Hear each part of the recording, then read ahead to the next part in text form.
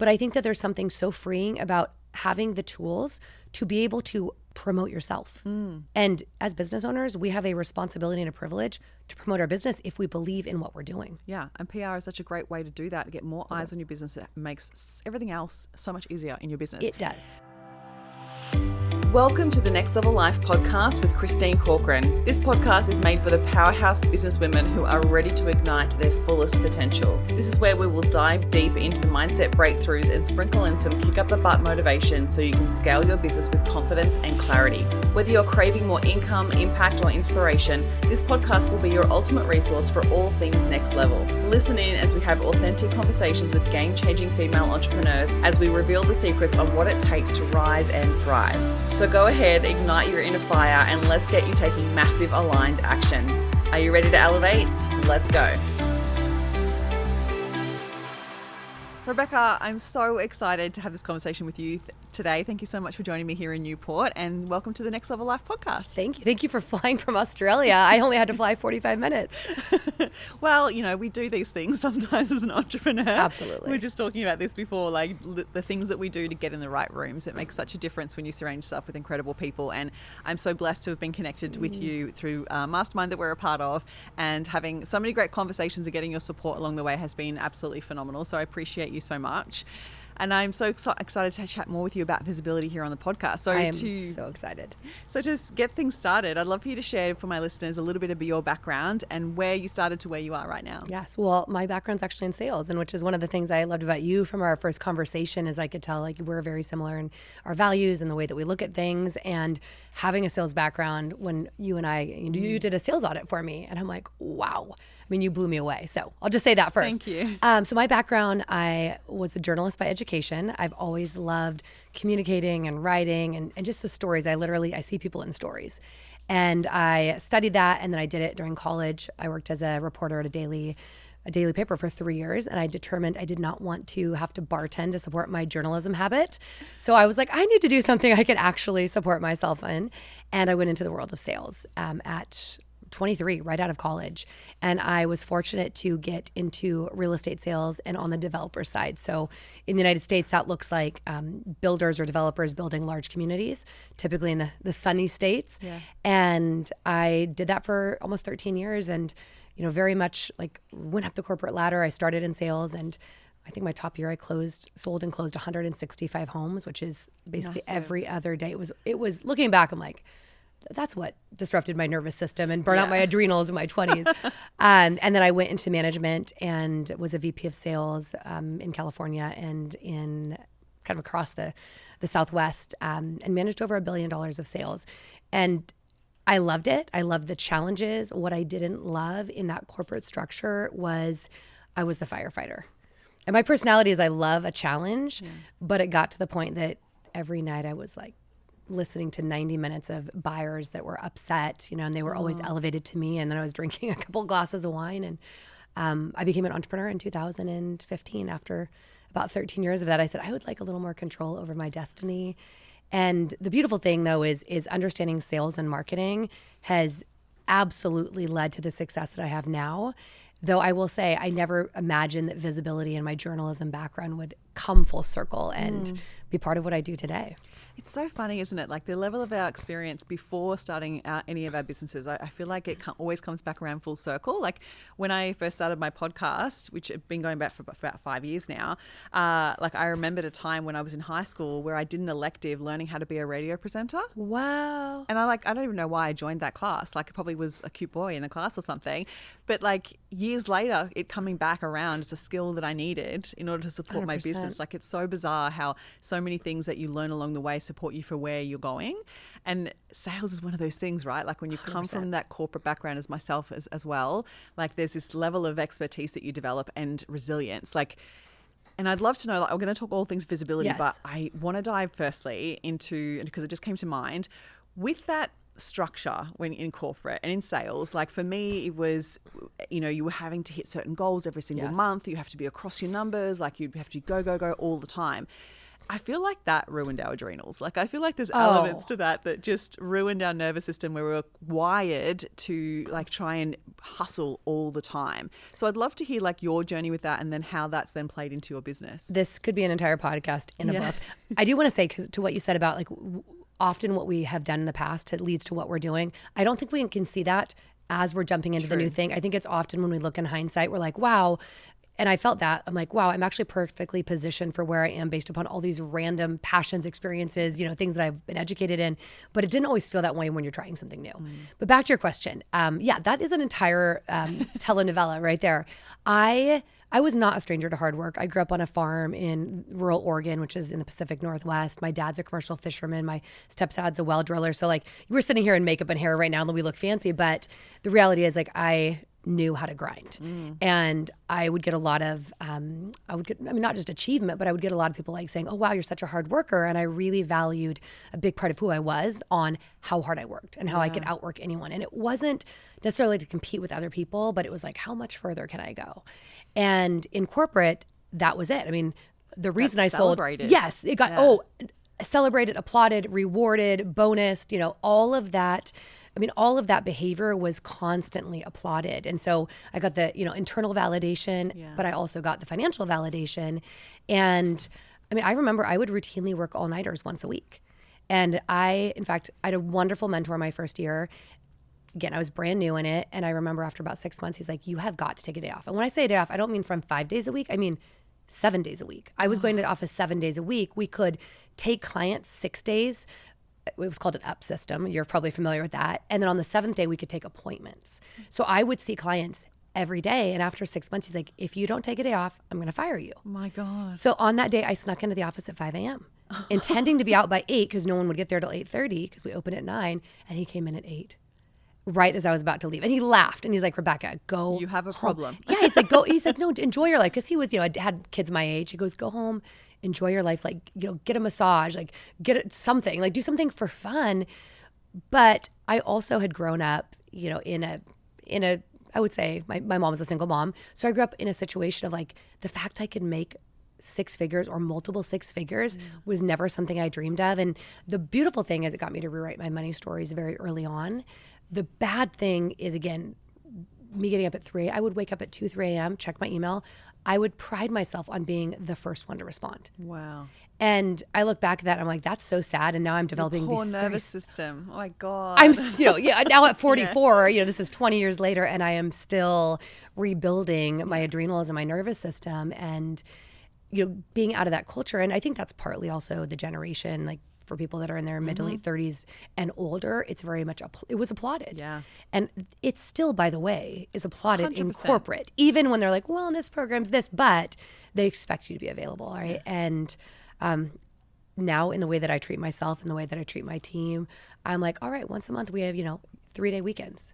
And the only message or email I want to see from you is if you're going to share the fun thing you're doing on Friday, not how you're getting caught up. Love it. So good. I love that you now instill that in your team because it's one of the things that a lot of Australian companies bring in are the 4-day work week, yes, which is so good. And they did these studies where they basically ran it with a few different companies in Melbourne, and they basically had a couple of companies saying like, yeah, we're happy to trial it for 6 months.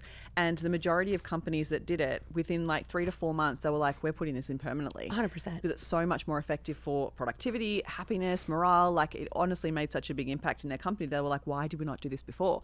And then even just recently, they've brought in a new law where your boss can't contact you outside of work hours. That's so good. I think France does that as well. Yeah, so good. And I have team members all over the world. Like one of my team members is in Spain. So she has slightly different hours than I do, but I still like, I'm like, if I'm going to text you on the weekend, it's a friend text. It's not a, where is this deadline? But I do that for myself now is I've time blocked my schedule. So, you know, Mondays I have CEO days. I do one group call and I do no one-on-one calls. It's just my day to get stuff done. Tuesday, Wednesdays, I see clients. Thursdays are kind of a collaboration day, coffee chats. That's when you and I talked. And then Fridays is my creative day. Yeah. So sometimes I meet with my astrologist or a friend or I do like, well, it's Wednesday today, but normally it's like this. It's like a podcast interview, something that feels creative and doesn't feel like an obligation. It feels like I get to. Yeah, love Though I would say as an entrepreneur, hopefully we don't have too many things Yes, that we that's feel true. like we're obligated to do. Yeah. So I'd love to know, like, with your experience of then coming from corporate and then into your business now, is there anything else that you do to support yourself with, preventing burnout? Well, first of all, I'll say this has been a 10-year journey. Like, I am celebrating 10 years as an entrepreneur, and I very much did it very wrong from the get-go. I would say the first few months I did it great because I was like, yay, I have no schedule. And my husband was traveling for work. And so the first 3 months we did 2 weeks in Australia, actually, in Sydney and Melbourne. And we did 2 weeks in Italy. And so I was doing a very different schedule then. I'd work, half the day and then go sightsee. But what I found is, especially after having my first child, is I needed to like time block. And I was time blocking all the time. And I was still working weekends. I didn't have good boundaries. And that was actually why visibility became very important for me, is I felt like I had taken off when I became an entrepreneur because I was using the gas of passion. Yeah. But after my dream job became my regular everyday occurrence, I fell back into a lot of those same patterns. And It's so ingrained in you, it's isn't so it? ingrained. Yeah. It's so ingrained. And especially at the time, the type of coaching that I was doing was much more on the life side. And I'm an Enneagram 7 to 8. So the 7 is the visionary, the 2 is the helper, and the 8 is the take charge, the challenger. I was very in my 2 where I was like, I want to help people all the time. So if I had someone who had a question, I'm certified in holistic health and nutrition. I do not do that for people now. But at the time I was like looking at people's food. Yeah. And when you get into some of those areas like food, emotions, etc., I became very available. And people could text me at all times. And I just didn't create healthy boundaries. I carried the same boundaries or lack of boundaries that I did from corporate. Yeah. And that caused problems in all areas of my life. And it really, I think, robbed me of a lot of my joy and satisfaction as a wife, as a mother. Even though I was the caregiver for the first year till I hired a nanny. Yeah. And I was like, I can't have a full-time job and be a full-time mom and also be like fully balanced. Yeah. But no, so as far as burnout, I can share through the lens of having gone through it multiple times. And it's one thing in corporate when you hit a deadline or you hit a crazy goal and they're like, great, you did it. Now you're going to do it again, but now we're going to make it 20% harder. Yeah. Right? You're like, I white knuckled it to the finish line, and I almost killed myself for this. Yeah. Exactly. And so there's, everybody wants more and more and more. It's what have you done for me lately? And then I did the same thing as an entrepreneur. So for the many times I've hit burnout, and I will say I've never gone to the ER from burnout in entrepreneurship like I did in corporate, thinking I was having a heart attack. That was kind of my wake up call. Is at 31. I was a VP and I thought I was having a heart attack, and I went to the ER, and fortunately it was just a panic attack. But I looked at it and I was like, I can't keep doing this. It took me another 3 years to make a change though. So I'll say, like, whoever's listening, if they're like, I'm there, also understand it may not happen overnight. Yeah. But it's unlearning those behaviors and unlearning the mindset belief systems that are actually driving that behavior. Like, some of this story is very resonant with me, like with coming from sales and corporate and like doing the same behaviors, the boundaries piece. Like, I was exactly the same in the early stages of my business and recognized that for me to serve more people, I'm going to need to have better boundaries in place. Absolutely. And now it's one of those things, like, and even though I recognized as a self-sabotaging behavior, was underlying it was that helper kind of energy of like, you want to help, and that makes you be more accessible and think that you have to get back to things really fast, when really that's not the case. And so learning to actually really build good boundaries in place actually supports you being able to be better at what you do. And I think that doesn't get celebrated enough. It doesn't. And it teaches it. The thing is when you have those boundaries, it teaches your clients, your prospects, your team to also have those same boundaries, because they become dependent. 100%. I mean, not serving anyone. I was with one of my former bosses who's still one of my best friends, and we worked together for I think almost 7 years this weekend. And I wanted to show up for her because I saw how hard she worked. So then I worked hard, and then my employees worked hard, and it was this nonstop. And it's interesting, as we've gotten older and our kids are different ages, we both like have much better boundaries. And it's not that we don't care, it's that we understand that caring, we can't allow it to actually like break us down physically, emotionally, mentally, because it's not worth it, because you have nothing left to give. Exactly. But for burnout, so there's a couple of different things. And I think that it's easy to identify when we're in it because it feels like you're flatlining. That's what overwhelm to me feels like, is like, I can't breathe. I have no space. Everything feels heavy. And I can remember being there 2 years ago, and I'm sitting here, I'm going, I have the business that I want. I have a team. I have all of these beautiful things that I have asked for and I've gotten, and I'm not happy. And that's a really hard thing, because it's easy when you're blaming someone else, like, well, I'm in this job, but it's my boss is doing this to Yeah. me, right? Which we You're should like, never be "Oh, blaming I'm in anyone. complete control of everything that I'm creating, and I'm still not happy. And so I'm the only one to blame, and I'm Yeah. the only one to thank. Because in corporate, you can always go get another job. But again, if you don't change the patterns or if you don't look for different things, you will end up with the same reality with a 100%. different view. And so I was sitting there and I was like, I am totally flatlined. And the universe always presents itself at that time. And I had two opportunities that came up. And one of them was the opportunity to join in a startup. And I said, I have zero bandwidth. I didn't have time to get on a call to hear the idea that someone wanted to propose to me. I made the time. Yeah. And then they tell me about it, and I said, I don't have time to do this, but I couldn't not do it. The other thing was I lived in Palm Springs years ago. I love Palm Springs, and I had looked for a home there for years, like as a second home. And literally, this is like the same week. This house appeared in my email, and I'm like, there's something wrong with it. It's way too cheap. I've been licensed as a real estate agent for 20 years. It's like a side thing. Yeah. Not even really a side thing. I'm still licensed, and I do a little bit. But I went, wait a second. I have these two opportunities, and I have zero bandwidth. And if I want to do something, something has to give. And I really believe that when we say, I want this thing, but we're unwilling to take the action to actually create the space or change the structure or make it happen, the universe will test us to see how bad do you really want it. Yeah. Yeah. And it's so interesting how that happens. And sometimes it's almost like a dangling carrot of like, how dedicated are you to really holding this new version or new vision for yourself, and that you say that you want these things, but are you really willing to give it all to go to that area Or give something up. Yes, And exactly. that's the hardest thing. And I even now, I mean, there's days like I've been in a slow period on purpose, since you and I first met, since this February through August, and it's felt amazing. And then sometimes I look at my calendar and I went, oh wow, how did I do this to myself? And individually, every single thing is something I chose.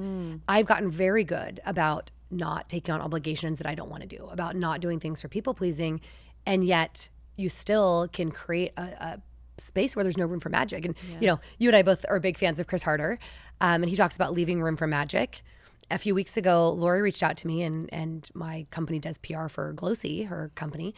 And she's like, hey, it was like 8:00 at night. She's like, hey, I have two opportunities tomorrow. Are you available? Only like 20 or 30 minutes to speak to two different groups.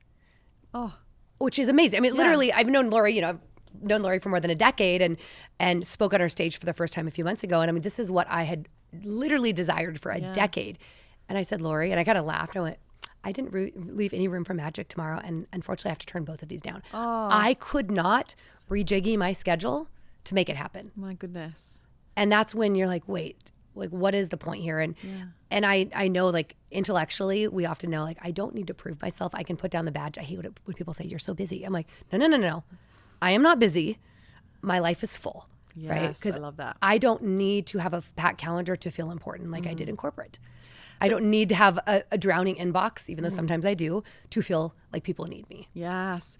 And like, I think what I'm hearing from you as well is like learning to like know where to say yes and where to say no. And I think that's one of the biggest things when you're evolved further along in your entrepreneurial journey. In the beginning, you say yes to every opportunity, 100%. Then there comes a time where you have to be a little bit more discerning and then start to determine, like, is this going to serve the growth of my business? Is this going to get me closer to my goals versus is this just a cool opportunity to also allow? But also, like, I just love that you shared that. I heard someone on a podcast recently that she did that, like, just made space in her calendar for the magic. And it's like, it made me stop and think, like, when was the last time you actually did that? You literally planning it. And this is something I teach my clients, from the beginning, because yes, I'm a business and visibility coach, but there's a lot of life to that, because if you don't have the space to breathe, like, how are you going to show up if you're on TV? Yeah. Right. When you're like back to back, and I've done that to myself. I've scheduled myself where I was going right into a TV interview and I'm like, oh my gosh, my laptop won't turn on, or, something happens and you don't have that space and then you're feeling frazzled. And I mean, I can put on a good stage face, but the way your nervous system feels is going to show up very differently. And people feel that. They do. absolutely feel that. They absolutely feel it. Yeah. The other thing I was going to share is, yes, add in space to your calendar, but I also am a big fan of like revising things every quarter, because it's not just what's working now, but like we continue to evolve. I mean, seasonally, like you have very different seasons, but I have a different level of motivation in the summer than I do in the winter. Depending on the time of my cycle. And I think we should give ourselves permission to like really understand that. And then back to that story I was telling you, those two things, I ended up deciding, what am I willing to give up? What is on my calendar that maybe it's really what I wanted 2 or 3 years ago. And I think that's where we get stuck, is we're like, but this is the thing I wanted. And you're like, yes, but you're now a different version of yourself. And that thing that you did or you achieved, or that activity, habit, commitment may no longer be aligned with where you're going. And we really have to like continue to look at where are we going, not just where have we been, or where even are we right now. Yeah. And I think I agree with you completely. And I think there's an element there of sometimes like learning just to let go and surrender. And that's always been really challenging for me. Like very much in the past, it was like the surrender felt like, it felt different. It felt like it was a loss rather than actually opening up space. 100%. And so I love that, like there's elements of your evolution in your business where you do actually just need to let go of some things and in order to allow in more magic. Well, I can share a tool that please I don't know that I created this, but it's what works for me. So one is I like to do an obligation audit, and I go through everything. So you look at your calendar, you look at your habits, and you literally go through and you say like, does this feel like an obligation? Does this feel like something that is giving me energy, or does it feel like something that's taking away energy from me? And it's important, I think, to not say like, is this a good or bad thing? Because when your schedule's full of good things, it's not like, I hate this, right? It's more of, is this taking me closer or further away from where I want to go and who I want to be and the goals that I have set, or the way I want to feel even? And look at, you can do the like, what can I automate, delegate, delete for sure. But if it doesn't light you up, like, yes, if it doesn't require your face, your brain, your voice, right? But if it doesn't light you up, that doesn't mean everything we do is going to feel like expansive all of the time. Sometimes we have to get through the thing we don't want to do to the other side, but that's the first. Another is, if you're feeling overwhelmed, look at, is what I'm feeling like it's a really full week. And yes, maybe if I do put in a few hours overnight, or maybe if I do put in 3 hours on that Saturday, I just need to finish or close a loop. And then I'm going to feel space. Or is this something that I'm in perpetually? Because that's a bigger like redirect or reversal. Yeah, totally. Oh, speaking to my soul right now, loving this so much. So I'd love to know, like now when it comes to you supporting other people with developing their visibility, firstly, let's just start with visibility. Why do you believe it's so important? Well, I call this the expert triangle. Like all of us want to be great at what we do, right? And not just for ego. I mean, some people want awards, some people want the validation, but like we want to feel confident and strong in who we are, in what we do in the world and who we serve. And that to me is like, it's really important. But if you're the best kept secret, how are you going to actually create the impact you're meant to? So when I think about being an expert, I think an expert is someone that is credible. Credibility is someone believing that you can do what you say you're going to do. Right? It doesn't mean like, I'm just going to change my occupation tomorrow. Now, also, pivoting I'm an expert. Exactly. It doesn't mean like, I just took, a course on Udemy and like now I'm certified. But it's like, can I deliver a transformation, in my services, my products, my offers? Like, is it create change? Then the second is eyes on you, visibility, right? Is like whose eyes are on you, because you could be very credible. And I've worked with a lot of doctors actually on this, or people that, they have these amazing resumes or LinkedIn's, and you look at them and you're like, yeah, you're credible, but they have zero audience. And you can't monetize credibility without having it visible. Now, that doesn't mean you need 10,000 followers or 1 million followers. It doesn't mean you need a massive email list.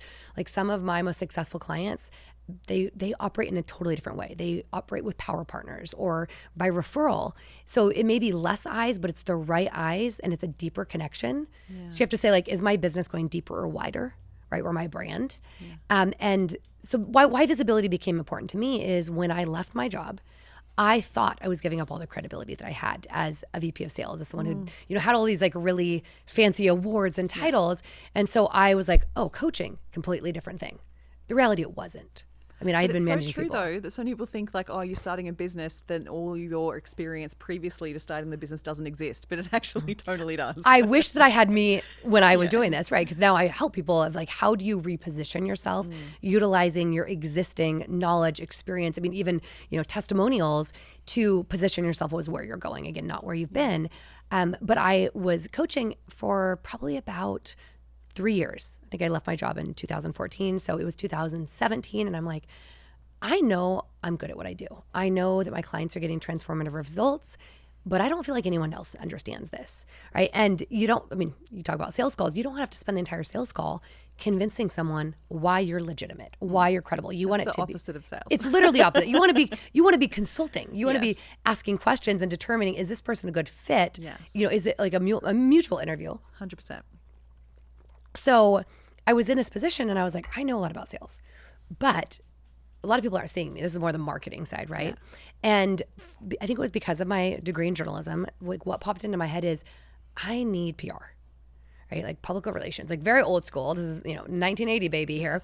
And I reached out to a couple of different PR agencies that were referred by people I knew and trusted. And I sat down on a call with them. And you have probably experienced something like this where I said, okay, tell me a little bit about what you do, and how it's going to make me more, yes, I understood being more visible. But like, how is this going to impact my bottom line? And they said a lot about like, oh, we're going to pitch you to places. We're going to get you in some things. But I was like, but how does this actually drive the needle? Because it's a big investment. PR can be anywhere from $4,000 to $10,000 a month. And I'm like, if I'm spending, $30,000 minimum, how do I know this is going to drive, ideally not $30,000, but $60,000, $90,000 more of revenue? And then also the Cinderella, or the Dorothy red slippers of like, you had the power all along, but you feel more confident. And none of them could give me an answer that my sales brain was like, tell me the outcome. Tell me the result you're going to get. Exactly. It's such a sales thing to ask. No, it was very much like, let's throw things against a wall. And you were like, let me teach you how to sell. Yes. Well, or let me teach you like what a deliverable is. I need to like, you shouldn't make a big investment without having some type of idea of what is the outcome going to be. And so I decided, I was like, you know what? I'm not going to hire any of these people. And I don't know if it was immediately, but I ended up taking a friend of mine who owns a PR agency, very small, in fashion tech. I was like, why aren't you pitching me? She's like, you're not my ideal client. I'm like, good for you. You know that. But we took her out for a mani-pedi, and I just used the time. I hate the phrase picking your brain. I know. But I was like, let me ask you a few questions. And I asked her just a few questions, and she gave me like one or two tips. And I just I pulled the thread. And so that year, just with the one or two tips, and again, not getting overwhelmed by the abyss of what I did not know. I was like, I'm a good writer and like I can figure this out. And so I just I fabulously failed forward. And I gave myself permission to have really crappy first drafts. And that year I had over 20 media mentions. Wow. Some of them were, a quote in like Women's Health or US News and World Report. Some of them were full articles and interviews. This was even before podcasting, like I said, 2017. And it helped. Yeah. I felt different. I was able to put the logos on my website, and then I started having, I noticed the calls were getting way easier. People were like, oh, wow, you're doing like really important things. Yeah. And my current clients were like, this is really cool. So I was like, okay, this is working. I'm kind of figuring it out. It's cool. But then what I noticed really changed is as I started to raise my rates, no one said a word. In fact, they were like, oh yeah, you were way too cheap. I did not get that feedback prior to that. The second thing is I had a client. She was my old national VP of sales in my public career. Always comes back around. It's so crazy. Yeah. And she was like wanting to develop, a brand on the side. And she came to me and she said, Rebecca, how are you getting all this media? And I said, oh, I can't tell you. I wasn't like trying to be secretive. I just said, Abby, I'm doing it all wrong.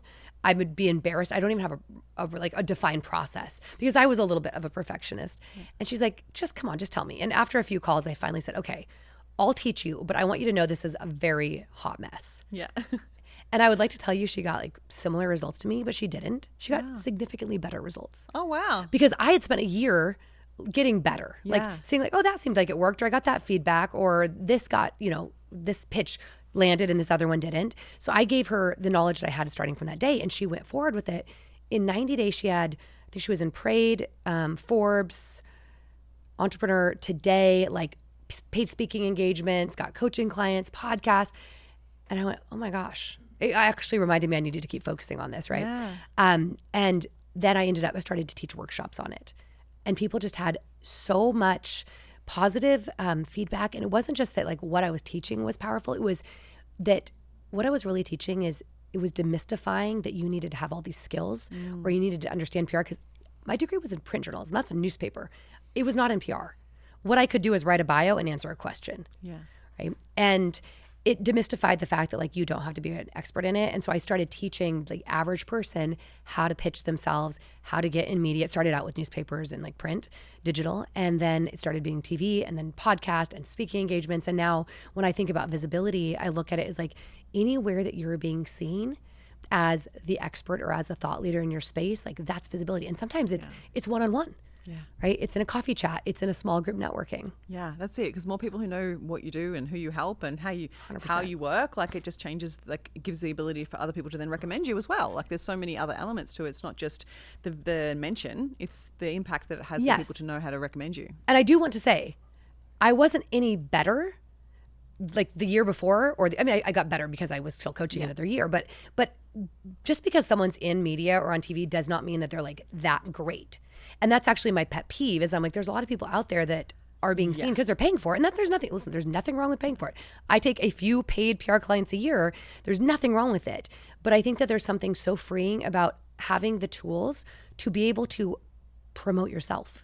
And as business owners, we have a responsibility and a privilege to promote our business if we believe in what we're doing. Yeah, and PR is such a great way to do that, to get more eyes on your business. It makes everything else so much easier in your business. It does. It shortens the conversations. Yes. So I want to talk more about that because what you just described there of like obviously being able to increase your prices, get better reach, builds a whole level of trust and credibility.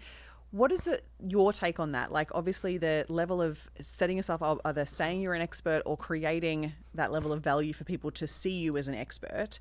How does PR do that? Well, the first thing I'll say is that especially with DIY PR, so doing it on your own, you're probably not going to do it if you don't have, you might, some people are just massively confident, right? Yeah. But most people are actually going to be their own toughest critics. Yeah. But what it forces you to do that I think is so powerful and so needed is it forces you to be able to summarize who you are, what you offer, what's different about what you offer, how it's relevant to what's going on in today's world in a pretty concise fashion. Yeah. And often, especially when we're in beginning stages of whatever we're doing, we're trying to do all the things. So it forces you to get pretty clear and to give that clear message to someone else. That does not mean it can't shift. I mean, my first media wins in 2017 were like healthiest pizzas. And I what I actually learned from this, here's a good story. Just because you can doesn't mean you should. And I used to pitch for what's called, so there's different types of opportunities. You can pitch something like I can cold pitch, say, hey, here's who I am. And I think this article would be really great, or I think this topic. Or there's actually, I call it dating sites, like reporter expert dating sites where they're like, hey, I'm working on a pitch right now. I have 3 days. Here's the 3 questions I want answered. And you just answer their questions. I like to start with those because it's like the low hanging fruit. Yeah. But I would get a lot of questions that came across, my email, and I'm like, oh, I could talk about this. Because like I said, I'm certified in holistic health and integrative nutrition. By the way, passion of mine, not what I want to do. And so I pitched on this article of what is healthier than breakfast cereal. And so I had made everything. Everything. But listen, if you're doing like my protein breakfast cereal, it's gluten-free with like pea protein milk, it's pretty healthy. But I wrote what I knew was going to be sensational. I was like, this is how pizza is healthier than breakfast cereal. And I talked about it being gluten-free and dairy-free and like loaded with fresh veggies. Well, that not only got picked up, but it got syndicated. So it was in over 130 publications, that article. Whoa. And my quote. So there was like 2 years where when you Googled me, about half of what came up on the first 3 pages were related to pizza being healthier than breakfast cereal. I was technically a business coach. I did not want my information about, my thoughts and opinions on pizza to be out there. But so I think it's really important. And what it does is it forces you to get really clear on what am I actually focused on? Where do I want to deliver value and who do I want to deliver value to? Because if someone is a hardcore Christian, they're probably not going to be talking in a publication that's completely on the other side. Or if they're like a vegan, you probably don't want to be in like NRA magazine. So it's really understanding like where do I want my message to be heard and what is my message and for who is it for? And who do I want to be known as? Like what do I want to be known for? Like figuring that out. Yes. Yeah. You're so right. Because when you do get on those sites, it's always the case. You're like, oh, I can speak about this. Oh, I can speak about this. Sure. But is it relevant to my business? Well, and am I excited? And is it where I'm going? And the other thing I think that people get really tripped up over is there is this invisible barrier between someone starting out. Now you could be creating great content on social media. You could even be talking to your email list, like doing a lot of the things where, especially in the service-based industries, we need to do. However, when you start to think about like, how am I seen as a thought leader?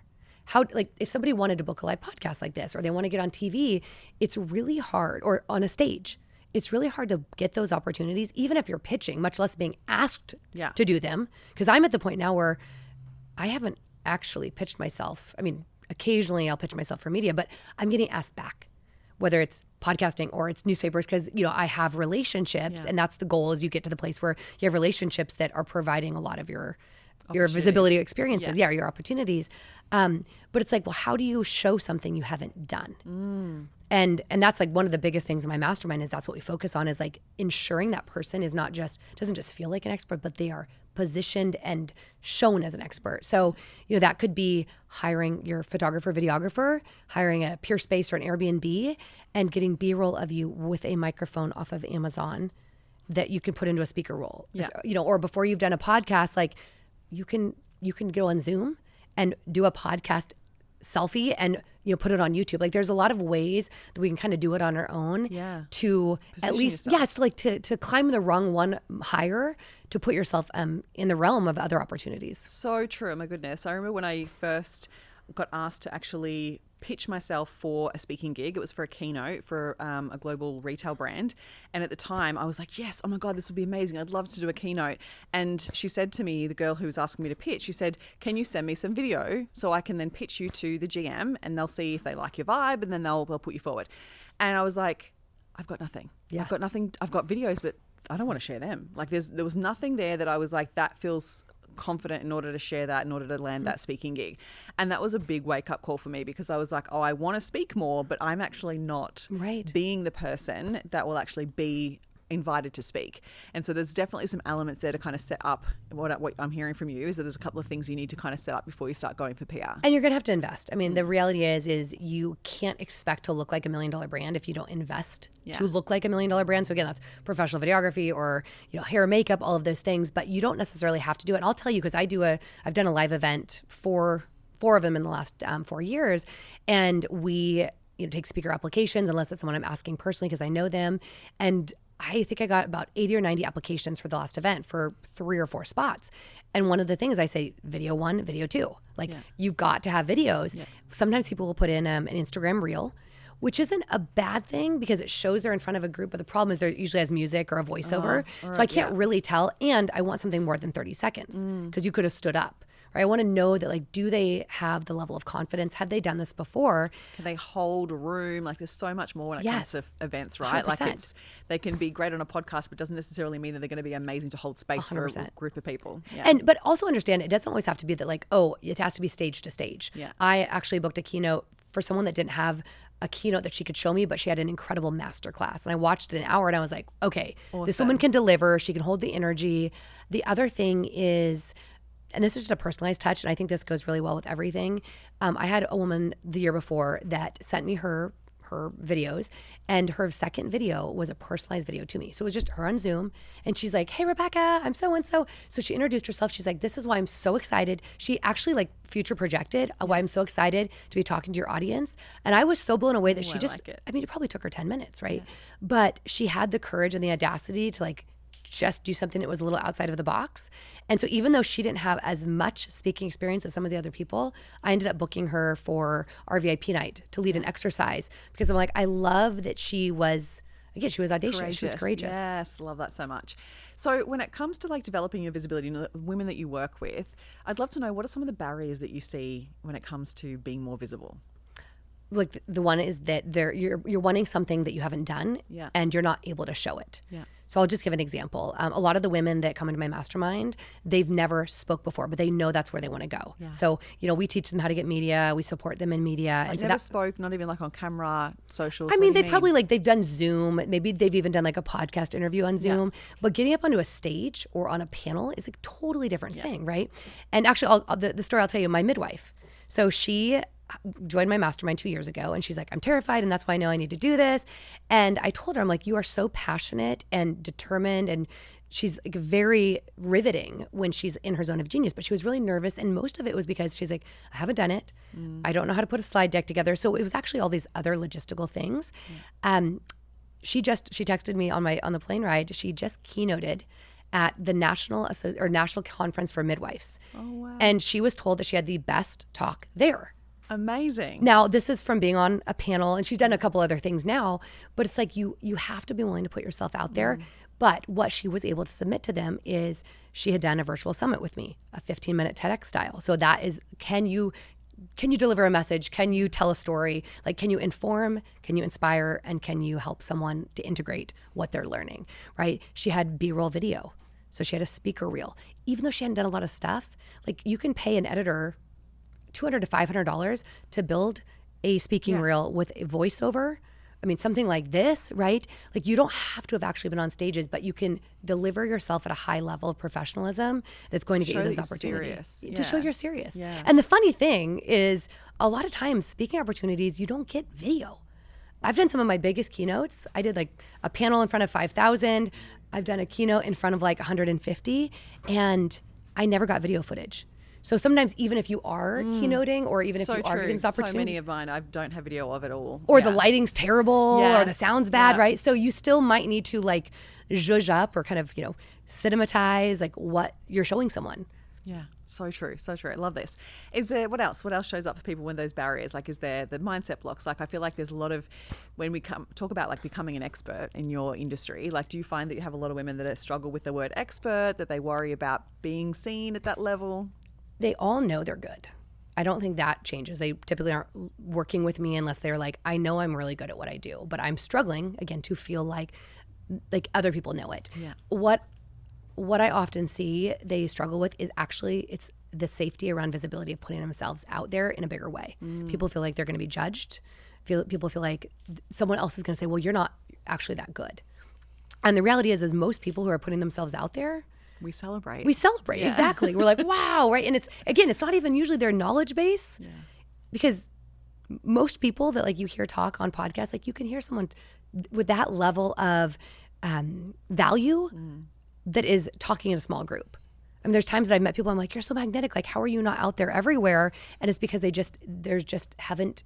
haven't probably harnessed the courage to do it. Yeah. And sometimes there's people that absolutely are, and you're like, you're out there a lot, and I don't know what you're really saying. I mean, typically people are delivering value, but I think it's just really feeling the safety in actually being seen and being heard.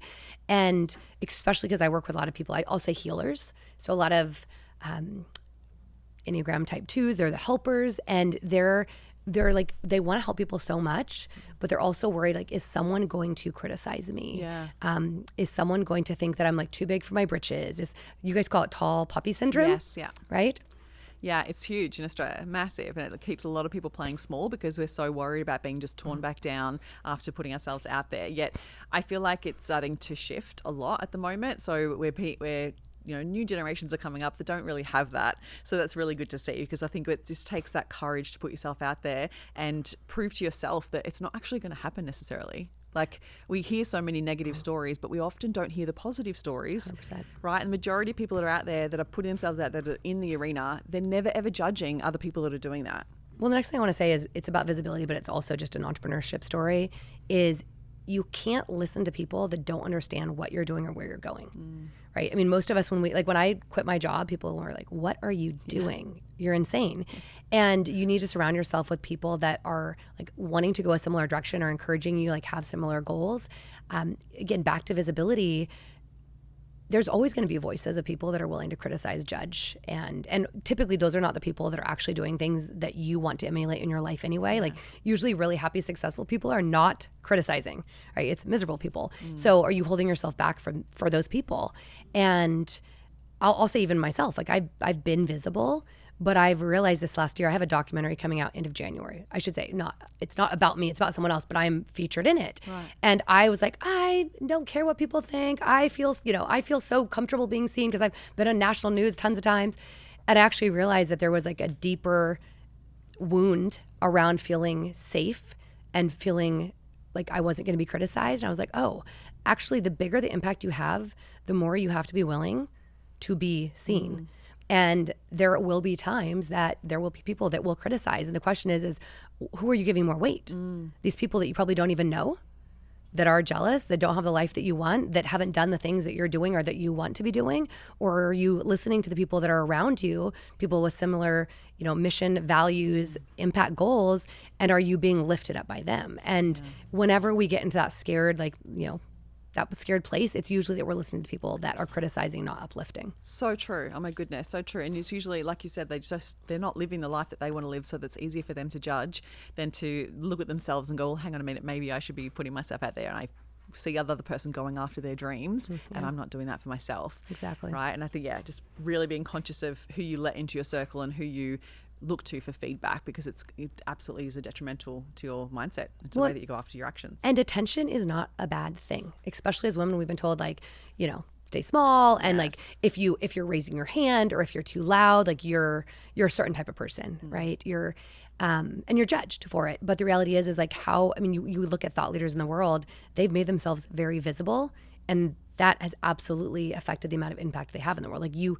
are never going to be that impactful unless you are impacting like the biggest CEOs in the world. Yeah. You're like, if I have a very good friend that is the oh shit call for like very important people. Yeah. And so, you know, she impacts people in front of the camera, behind the scenes, but most people are not doing that. Most people are not going to be that person for people that have thousands or hundreds of people behind them. And so, yes, if you want to create impact, you need to be willing to, you know, have a thicker skin. Yeah, and develop it, because I think that level of like rejection or judgment, we need to build it like a muscle, right? It's one of those things that you just have to consistently put yourself out there and then build that strength around it so you can take the power out of it, because often we just give it so much power and then it causes us to crumble instead of being like, it's part of the process. It's like failure. It's part of the process. And it's not going to kill you. Yeah, exactly. In the first probably 3 times I did TV interviews, I was like, I feel like I'm going to throw up. I'm so scared. And then it became fun. And now I'll get like a little flutter of nerves right before, but in 10 seconds, I'm good. Same thing going on a stage. Like, and that's okay. It means that we still care. Yes. But it doesn't have to be something that we need to be afraid of. I love that. So if you were speaking to a thought leader today that wanted to be a thought leader, I should say, wants to be a thought leader, what would be the future thought leader, not aspiring future. Yeah, future thought leader. What would 3 steps be that you would suggest they start taking action on? Well, who do you want to hear you that doesn't already know who you are now? And where are those people? You know, because yes, I love print media or digital media now. Most of it's digital. But the reality is, if someone is only experiencing you in 2 dimensions, like they're reading you. But I feel like if someone really wants to be out there, they need to be as seen intimately as possible, which is 3-dimensional. It's like hearing you, so podcast, seeing you. Like, anybody can fake who they are in 30 seconds on a reel. But maybe if you're a really great actress, you could like fake who you are for 30 to 60 minutes. Yeah. So one is be willing to be seen when you're not just the absolutely edited, like, you know, perfected, what do you call it, filtered version of yourself, long form content. The other is get really clear for what you stand for. Because again, there's a lot of good ideas, and like I could provide value on a lot of things, but like what am I like willing to die for? Like, what is the thing that lights me up? What do I feel like everyone needs to know? And focus on that. What do you wish people thought about visibility or PR that you think they need to think about it? Visibility is not social media. Yeah. Okay. There's a very big difference. Now, that doesn't mean that you could not have social visibility from social media, but social media is very much what have you done for me lately? Mm-hmm. And the beautiful things about most type of visibility that I focus on, so TV, podcasting, speaking, is all of that can be captured and really reused over and over and over to continue to build the credibility. Like it's evergreen, right? And once you've done it, you've done it. Yeah. You are a keynote speaker, or you have been featured in this publication. It doesn't go anywhere. Or like, you know, you go viral and that was great last week, but how is it impacting you? Yeah. It's like another level up by the sounds of it. 100%. Like people, that's how we build credibility, is we're actually seeing people being, you know, chosen or quoted, that actually just takes that credibility to a whole new level. Well, and your social media and your email list, even your podcast, if you're not getting new listeners, is all nurturing people that already know who you are. So ideally, visibility is new eyes on your business. And again, this can be networking, like you and I are going to be doing tomorrow, the dinner series. This can be, you know, coffee chats or referrals, but it's always about like introducing new people into your ecosystem. Yeah. Love it. So good. Absolutely love this chat. I know we can talk all day, but we have to wrap it up. I'd love for you to share one last piece of advice for someone who wants to take their business to the next level. Invest in where you're going, not where you're at. I often hear people say, well, I don't know if I can afford that. Well, yes, the current version of you, that's probably going to feel like a stretch. But if you're really committed to going where you say you're going to be, how does that person make decisions? This doesn't mean like you need to try everything. I do believe that you need to be aligned in the things that you're doing. But how does the person that is booking paid keynotes, like how do they invest in their photography, their video, their branding, their personal development, you know? And if there's something that's holding you back, like really holding you back from being visible, that's probably energetic work that needs to be done. That's something that is not, by the way, the best PR agency in the world is not going to fix that. Yes. That needs to be fixed with someone that is an energetics coach, a leadership coach, a healer. Yeah, I love that so much. So good. I'd love for you to share where we can find you, hang out with you, learn more from you. So you can find me on RebeccaCafiero.com. Social media, same thing, at Rebecca Cafiero. And then you can listen to your podcast with me that we're about to do on my podcast, Becoming You. Amazing. Thank you so much for joining me today. I So really welcome. appreciate it. Thank you for listening, and if you found any value out of this episode, make sure you hit the follow button so you get access to the episodes as soon as they are live, and make sure you come hang out with me on Instagram. You can find me at @ChristineCorcoran_coach. Have an incredible week.